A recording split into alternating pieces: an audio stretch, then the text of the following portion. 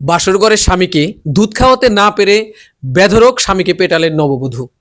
ভয়ঙ্কর এ ঘটনা কেন ঘটালেন এ কথা আমরা নববধূর কাছ থেকে জানবো, কিন্তু তার আগে বাড়ির মুরব্বী, আমরা তার কাছ থেকে জেনে নিই আসলে ঘটনাটা কি ঘটেছে। আসসালামু আলাইকুম। ওয়ালাইকুম সালাম ওয়া রাহমাতুল্লাহি ওয়া বারাকাতুহু। আপনি তো ছেলের বাবা, জি আপনি বলুন আপনার ছেলেকে বাসর ঘরে আপনার বৌমা কেন পিটিয়েছে এরকম করে? বাবা রে, আমি হলাম বাড়ির মুরব্বী। এখন বাসর ঘরের ব্যাপারটা এটা তো হইলো একটা তাদের বিষয়, মানে তার গোপন বিষয়। গোপন বিষয়। তারপরেও শুনলাম কি আর জানি দুধ খাওয়া খাবি নিয়ে ওই আমার ছেলের দিছে ধাক্কা, ছেলের ধাক্কা দিলে গিয়ে মাথা পড়ছে, হাতে লাগছে ব্যথা। আমি এর বেশি আর কিছু জানি না। লজ্জা শরমের কথা আমি আর কি করব? হ্যাঁ, না ঠিক আছে, আপনার কথা খুবই ঠিক আছে। আপনি তো ছেলের মা না? জি। আপনি বলুন তো কিছু জানেন কিনা? আরে বাবা, এগুলো বাসের ঘরের কথা আমরা কিভাবে বলতে পারি? আমরা জানি না এসব বিষয় নিয়ে। একদম ঠিক আছে, তার কারণ বাসর ঘরের বিষয়গুলো হচ্ছে আভ্যন্তরীণ, এটা হচ্ছে সিক্রেট বিষয়। এটা মা বাবা এই বিষয় নিয়ে আলোচনা করা আসলে সাজে না, তাই আমাদের যেতে হবে যিনি ভিকটিম তার কাছে। আপনি কেমন আছেন? মোটামুটি সুস্থ আছেন তো? হ্যাঁ ভাই। আচ্ছা, আপনি বলুন আপনার বউ বাসর ঘরে আপনাকে এরকম করে পিটিয়েছে কেন, যার জন্য আপনার মাথায় ব্যান্ডেজ করতে হয়েছে, হাতে ব্যান্ডেজ দেখছি, বলুন এবার। আসলে আমার বউ চায় আমার দুধ খাওয়াইতে, কিন্তু আমি দুধ খামু না। ও বারবার কয় সোনা লক্ষ্মী খাও, আমি কই খামু না না না। ওই যে আমার আব্বাই কইলো না যে আমার ওই যে মাথা ফাটাইছে ধাক্কা দিয়ে, না, ওর হিল জুতা দিয়ে আমার মাথা বাড়ি দিয়ে মাথা ফাটাইছে। আর যে হাত দেখতেছেন না, হাতের মধ্যে কামড় মারছে। এটা তো সাংঘাতিক বিষয়। এই আবার সাংবাদিকরা কোয়া শুন ভাই, বিয়ে হয়েছে নতুন বউ দুধ খাইবো না কি আচ্ছা, আপনি একটু এগিয়ে আসুন তো, আপনি বলুন, আপনি বলুন বাসর ঘরে আপনার স্বামীকে এইভাবে আঘাত করেছেন কেন, কি কারণ?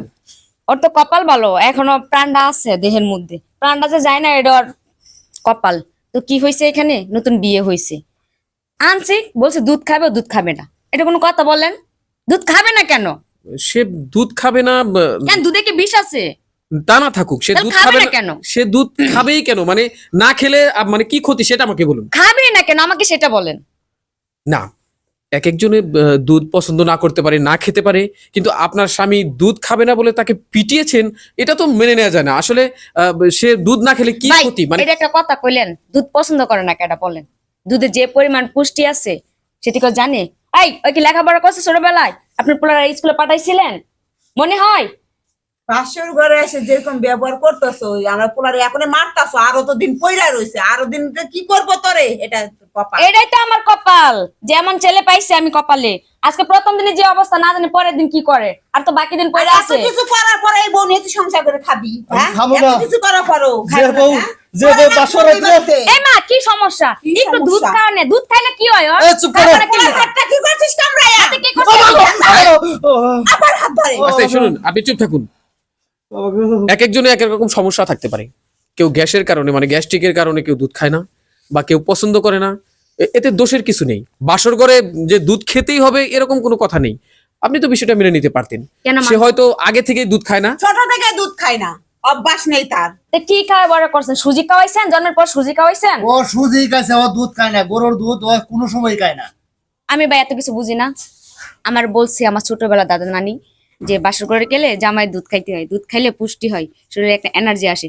কিন্তু এক ঘন্টা মুখ কাটে কিচ্ছু খাই না, না খাই এত বড় হয়েছে ধামরা কথা কার জানি। থামুন, আপনার কথা আসলে আমি বুঝতে পারছি। মানে নানি দাদিরা বলছে বাসর ঘরে দুধ খেতে হয়, মানে দুধ খাওয়াকে বাধ্যতামূলক মনে করছে, দুধ খেতেই হবে। না, দুধ মানছি যে একটি আইডিয়াল ফুড, মানে আদর্শ খাদ্য। আমি দুধ খেতে কাউকে নিরুৎসাহিত করছি না, কিন্তু দুধ যে খেতেই হবে, আমার প্রবলেম আছে তাও আমাকে খেতে হবে সেরকম কিছু না। তাই কুসংস্কার থেকে সবাইকে বেরিয়ে আসতে হবে। যেমন এই কুসংস্কার বিশ্বাস করেই নববধূ তার স্বামীর সাথে যে ব্যবহারটা করলো, এটা আমাদের কাম্য নয়। আমরা ভিডিওটি তৈরি করেছি আপনাদের বিনোদন দেওয়ার জন্য, শেষে ছোট্ট একটু কথা বলার জন্য, যেটা হচ্ছে আমাদের সবাইকে কুসংস্কার থেকে বেরিয়ে আসতে হবে। যেটা বাস্তব, যেটা সত্যি, সেটাই আমরা সামনে রেখে এগিয়ে যাব, যাতে সমাজের উন্নতি হয়, সমাজের ভালো হয়। আমাদের ভিডিওটি ভালো লাগলে অবশ্যই কমেন্টের মধ্যে জানাবেন এবং ভিডিওটি শেয়ার করবেন। ধন্যবাদ সবাইকে।